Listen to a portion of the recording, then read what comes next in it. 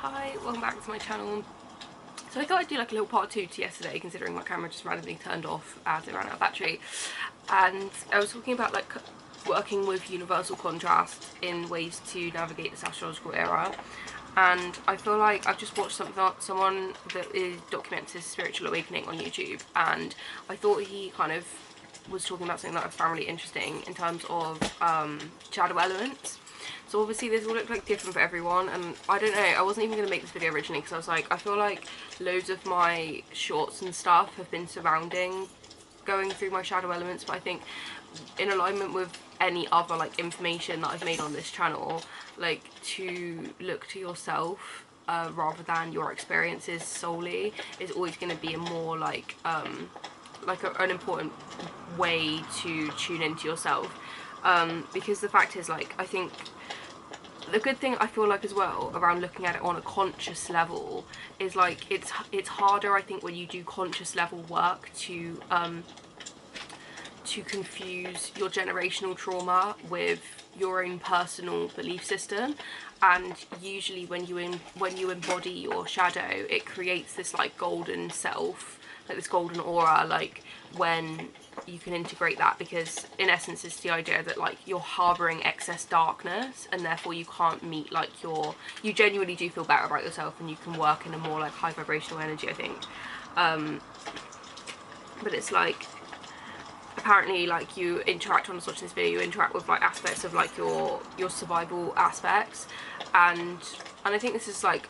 journaling is like a good way to do this, to be honest. But yeah, it's different for everyone, so I hope it's not like relevant, but I think it's not really something I've spoken about before. And apparently, like, you can fear what parts of yourself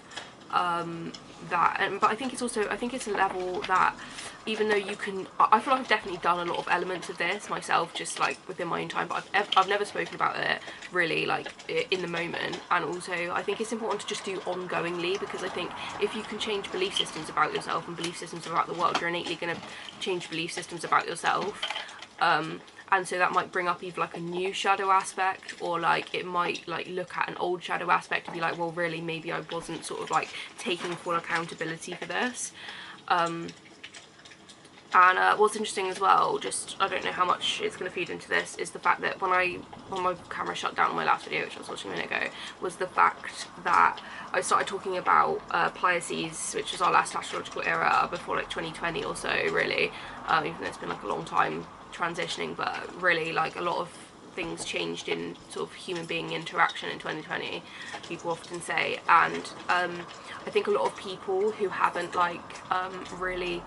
adjusted to the new astrological era work very much in a Piscean aspect, and it's interesting to see the contrast in that, because I think people that have moved up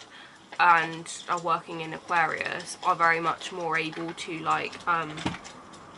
or like not necessarily able to, it's just like we all move at different rates. And I think some people are very much like in this place of able to work through the stubborn aspects of life because they're aware they're going to transcend in it. Do you know what I mean? And I think there's other people that like are very much still working from this blame game mentality, this very much like, you should be doing this, you should be doing that. And I definitely want to like make the discrepancy here of like, I think this is where a lot of bullshit came in for me, and it makes me actually feel very much like more open to this sort of aspect of things when I was transitioning through this period. And I think maybe some people had transcended partially to Aquarius and partially, and which is usually the case. I think obviously we all transition at different rates, no one's going to just go all the way there and someone else is going to be all the way back. But I think it can be really annoying when like you look at like the Piscean elements. I think a lot of Piscean elements are about sort of like illusion, and I started saying in my old video, it's very much like if people say things in jest, in banter, when they're talking in a literal sense, whereas in Aquarius you don't really do that. It's seen as a bit like, are you a bit like neurodivergent, is there a reason that you're being rude, this, that and the other. It's very much more a politically correct era, because, you know, that jest, that like Jupiter element, I think it was, either Neptune or Jupiter element in Pisces is no longer there. Pisces is more about like being very like I don't know, into yourself, and very like, I'm gonna feed myself loads of illusion simply from the level that it comforts me. I feel very offended by what you say. They're very sensitive Pisceans. And it's not to say that we don't have that Piscean kind of like evolution. That shouldn't necessarily go away, because we have like withstood that astrological era. But I feel like when it's starting to make sense to me a little bit when people have these like crazy levels, which I think, as I think you can see anyway, in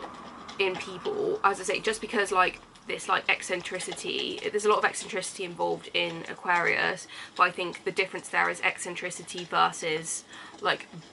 banter illusion. So in that, I'm saying like there are still aspects of life which are very much, there are people that are delusional, yeah, and people with personality disorders, and people that will lie and create a whole load of bullshit and this, that, and personality disorders and stuff. That doesn't make them Piscean because they're making up shit. It can be that that's a manifestation of that, but it's like in this new astrological era, it's very much more a literal level, and I think that was a beautiful transition that I found, to the point where like when you're sort of looking at people and the way that they interact, it's no longer appropriate to sort of like work from these groupthink mentalities and elements that are not politically correct to the individual, and people do get chastened on that. And I think a lot of people don't understand that, so a lot of people work still this very much mentality of like, oh well, you know, things will always remain the same in terms of like in terms of the literal truth of things. So like when you talk about like groupthink mentality, you're always going to get different groups of people with different levels of malice intention and different levels of darkness within that group intent. But I also think you have to take into account that like you know, it's different people's outdated systems that you have to then look at, because you're still going to get people, and this is the dysfunction for those of us that have transcended upwards. Like, it's worth taking into account the dysfunction of people that haven't moved up and have not moved into the new space where, you know, these things are not, you know, to the individual socially accepted. It's all about looking internally in Aquarius, and it's okay to make that a judgment and adjustment to how, you know, other people are. And honestly, this makes a lot of sense for obviously other people as well. It just, I don't like to justify other people too much, and this is where I bring in the shadow elements of things, because but I think definitely there's a level of sanity and self that has to be preserved actually in Aquarius, that I think is really important. And, you know, it's not worth, like, you know, because sometimes shadow elements, I don't know, I haven't really spoken very much about shadow elements. I feel like sometimes it's fine to not kind of, if you are triggered about something, but that trigger is about someone else, that's not about you, so say, in the long term, that's about someone else. So I feel like that's, it can, but still I feel like potentially you could look at that as a shadow element to integrate, because you could say even if someone fucks you off, right, in no uncertain terms, excuse my swearing, but it's like to say like, yes, like my shadow element is that I will get upset and angry about that if I feel triggered, like,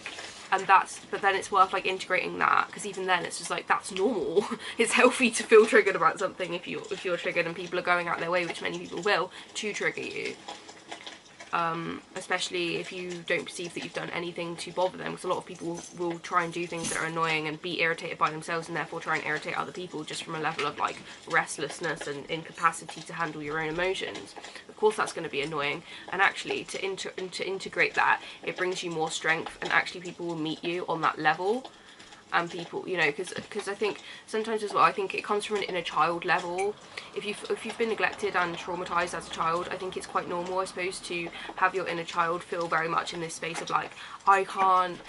assert my boundaries in life. And as an adult, you have to understand what was healthy for you as a child, but also your healthy adult has to come along and be like, okay, well, I actually can make this like judgment, this like, you know, this truth be relevant for myself. I don't have to hold in the fact that, you know, I don't like it when people overstimulate me, because you know, that's all my mother knows how to do. That's the only information I get from her. That's the only interaction I get with her. So I have to take the best of a bad job. Do you know what I mean? It's like evolving through this crap fit mentality that the crappy childhood fairy talks about. He talks about childhood PTSD. It can be from a level of PTSD, and I think just to like, I feel like what's interesting to maybe talk about, I think I'm gonna have to do like a further video like talking about shadow elements, because my camera is about to run out again, so maybe I'll just cut my losses and just let that be in a different video. Thanks for listening.